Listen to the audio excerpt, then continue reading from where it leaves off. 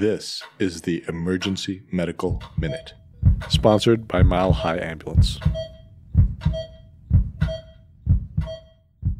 Hey EMM, we are excited to announce that we are now accepting applications for our second annual Diversity and Inclusion Award. The award is eligible to fourth-year med students identifying as underrepresented in medicine and are applying to EM residencies. We are extending 3 $200 awards to selected individuals following a blinded review of all applications. Applications will be accepted through the end of November, with winners being announced mid-December.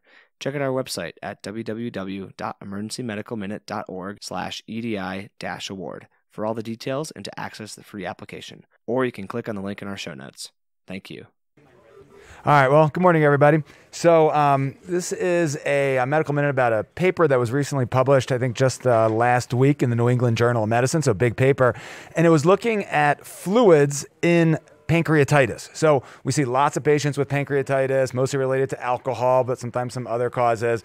And kind of for a long time, the kind of thought was you need to give these people lots of fluids because they're dehydrated and the IV fluids will help with their pancreatitis. But there hasn't really been a lot of good data to look at that. So this was a nice study that was a randomized controlled trial done across multiple hospitals to see if one, did giving lots of fluids help patients? And two, was it actually harmful? Did they get fluid overload? Did they have problems?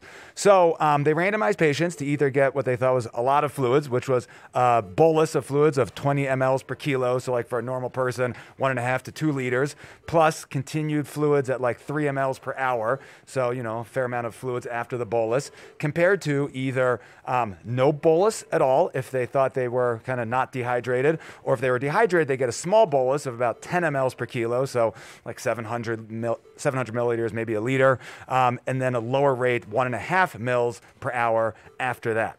And they actually had to stop the trial early because, first of all, there was no benefit. The amount of people that went on to get more severe pancreatitis was the same and maybe even a little bit worse in the group that got more fluids. And then there was a pretty significant difference in fluid overload. People that got a lot of fluid, about 20% of them developed fluid overload, whereas the people that got less fluid, only about 6% developed fluid overload. So this is kind of a pretty, well-done trial that shows that, for most people with pancreatitis, you probably don't need to give a lot of IV fluids. It doesn't really make a difference. Probably things that matter, just controlling their symptoms, controlling their nausea, and then kind of treating them otherwise. So kind of a good trial that was done recently that might kind of change a little bit of the way that we take care of patients with pancreatitis. They probably don't need a whole lot of IV fluids. So any questions or comments? All right, thanks everybody. We'd like to thank our sponsor, Health One Continental Division, and Swedish Medical Center for their financial contributions to the EMM. Donations from them and listeners like you make it possible for us to fulfill our mission of producing and spreading free medical education to the masses.